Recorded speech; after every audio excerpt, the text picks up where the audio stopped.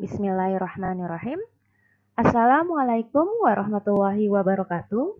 Apa kabar sahabat mahasiswa semuanya? Pada pertemuan kali ini, kita akan belajar mengenai sistem koordinat dua dimensi. Apa pengertian dari sistem koordinat? Sistem koordinat adalah suatu metode yang bertujuan untuk menentukan kedudukan dari suatu objek tertentu. Dalam matematika, sistem koordinat biasa digunakan untuk menentukan kedudukan suatu titik. Apa itu sistem koordinat dua dimensi? Sistem koordinat dua dimensi adalah suatu metode yang bertujuan untuk menentukan kedudukan atau posisi dari suatu titik pada bidang dua dimensi, berdasarkan dua buah ukuran atau acuan. Jadi pada sistem koordinat dua dimensi ini ada dua buah ukuran ataupun acuan yang digunakan untuk menentukan kedudukan suatu titik. Apabila acuannya itu bukan dua, maka dia bukan disebut lagi sistem koordinat dua dimensi. Apabila acuannya ada tiga, maka sistem koordinatnya disebut dengan sistem koordinat tiga dimensi. Adapun pada sistem koordinat kartesius dua dimensi, kedudukan objek didasarkan atas dua buah garis yang saling tegak lurus dan terhadap sebuah titik origin atau titik asal yang disebut dengan titik O dengan koordinat 0,0 yang berada pada bidang. Jenis sistem koordinat dua dimensi. Pada sistem koordinat dua dimensi terbagi atas dua jenis, yaitu sistem koordinat kartesius. Sistem koordinat ini sudah sangat kita kenal pada masa sekolah. Kemudian yang kedua adalah sistem koordinat polar atau kutub. Sistem koordinat kartesius. Sistem koordinat kartesius dua dimensi berguna untuk menentukan kedudukan objek ataupun titik berdasarkan dua buah acuan, yaitu garis yang horizontal disebut dengan sumbu X dan garis yang vertikal disebut dengan sumbu Y. Adapun kedua garis tersebut saling tegak lurus dan titik perpotongan antara kedua garisnya disebut dengan titik O yang berkoordinat 0,0. Titik O ini disebut juga dengan titik origin atau titik asal. Sistem koordinat kartesius menggambarkan posisi titik di bidang datar. Grafik sistem koordinat kartesius. Nah, sebagaimana telah dijelaskan tadi bahwa sistem koordinat kartesius terbentuk dari dua acuan, yaitu garis yang horizontal. Ini dia garis horizontal yang disebut dengan sumbu X dan garis yang vertikal dengan sumbu Y. Dari dua buah garis yang saling tegak lurus ini terbentuk 4 buah daerah, di mana daerah yang pertama ini sering disebut dengan kuadran 1. Di kuadran 1 ini untuk X yang bernilai positif dan juga untuk Y yang bernilai positif.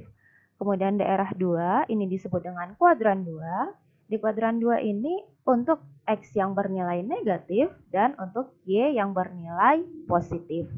Kemudian daerah 3 ini disebut dengan kuadran 3. Kuadran 3 ini untuk X yang bernilai negatif dan Y yang bernilai negatif. Kemudian daerah 4 ini disebut dengan kuadran 4. Kuadran 4 ini untuk X yang bernilai positif dan Y yang bernilai negatif. Untuk menggambarkan kedudukan atau posisi titik pada sistem koordinat kartesius ini, misalkan kita ingin menggambarkan posisi titik P3,5. Maka yang pertama kali kita jadikan acuan itu adalah bilangan yang pertama, di mana bilangan pertama ini menunjukkan absis yang ada di sumbu X. Lalu yang bilangan keduanya, yaitu bilangan 5, itu menunjukkan absis yang ada di sumbu Y. Jadi untuk 3 di sumbu X, bilangan 5 ini yang ada di sumbu Y. Kita lihat, yang pertama kita cari dulu bilangan 3 di sumbu X, ini bilangan 3. Kemudian dari bilangan 3 ini kita bentuk jejak titik-titik yang menuju bilangan X yang ada di sumbu Y. Tetapi jejak titik ini haruslah tegak lurus, haruslah sejajar dengan sumbu Y-nya. Maka dia naik ke atas seperti ini karena Y-nya itu 5 bernilai positif, dia naik ke atas.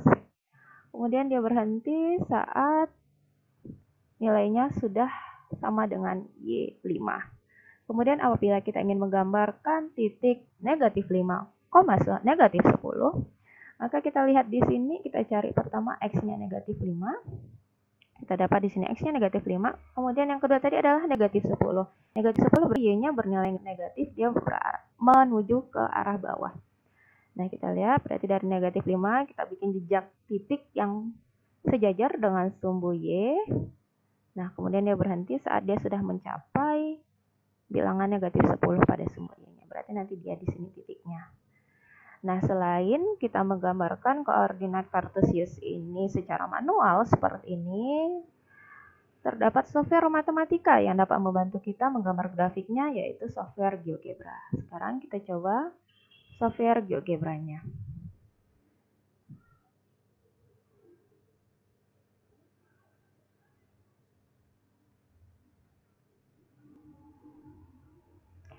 Jadi, software GeoGebra kita ini bisa sahabat mahasiswa dapatkan secara gratis di internet.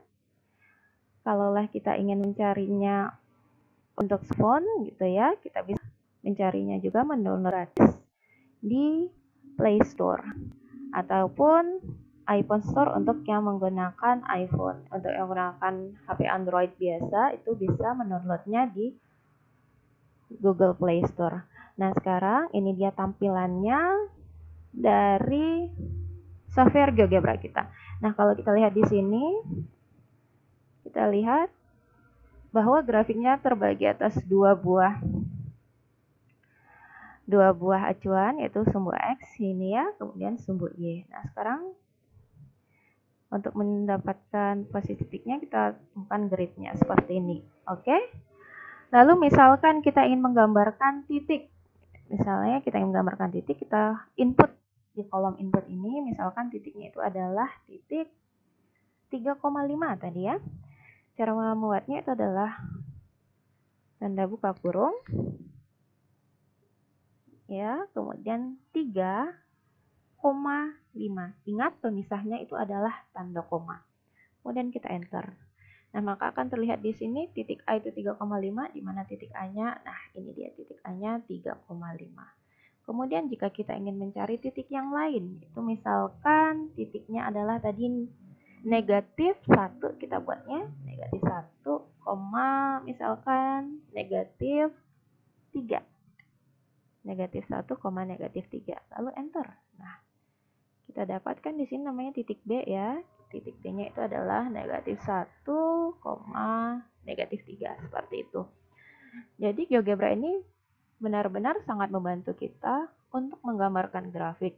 Tidak hanya grafik titik ya, tetapi juga pada grafik yang lain. Misalkan grafik persamaan lingkaran. Ingat persamaan lingkaran itu seperti apa? X kuadrat, X pangkat 2 ditambah Y pangkat 2. Misalkan kita membuat lingkaran dengan jari-jarinya misalnya 2 ya. Jadinya X kuadrat tambah Y kuadrat sama dengan 4. Nah, maka akan terbentuk lingkaran yang memiliki pusat di titik 0,0 dan jari-jarinya 2. Kemudian kalau kita ingin menggambar grafik seperti apa? Misalnya grafik X pangkat 3 misalnya ya. X pangkat 3. Nah, ini dia yang warna hijau. Ini adalah grafik untuk fungsi Y sama dengan X pangkat 3.